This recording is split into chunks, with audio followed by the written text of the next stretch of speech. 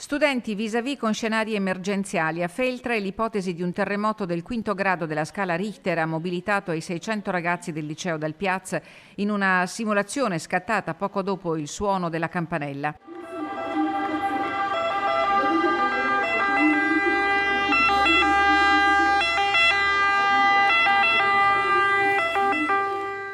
È stato immaginato lo scenario di un terremoto, di un sisma, con due feriti che sono stati soccorsi, recuperati. In alcune scuole simuliamo un evento alluvionale, in alcune scuole simuliamo un incendio e cerchiamo appunto di rimanere più aderenti possibili ai rischi che ci sono in quel territorio. È Giampaolo Bottacin a parlare del significato di Scuola Sicura, un'iniziativa dell'Assessorato Veneto della Protezione Civile nata nel 2016 che viene riproposta ogni anno in 2 sessioni nelle scuole della regione.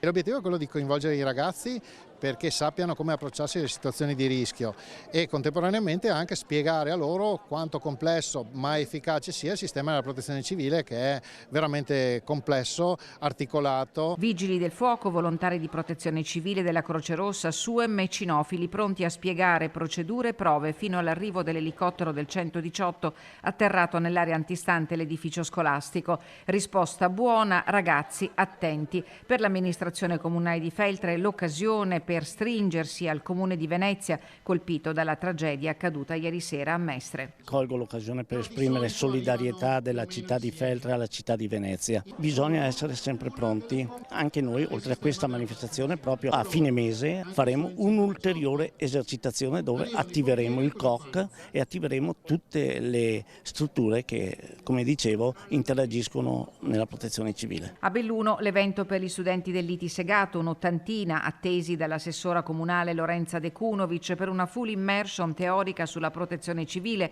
mentre per l'esercitazione pratica l'appuntamento è per il 14 ottobre al Parco di Lambioi. È un messaggio che vogliamo dare, una comunicazione, perché tutti devono sapere che cos'è fare il volontario di protezione civile. Abbiamo in progetto a breve anche l'informazione alle scuole elementari e alle scuole medie del nostro territorio.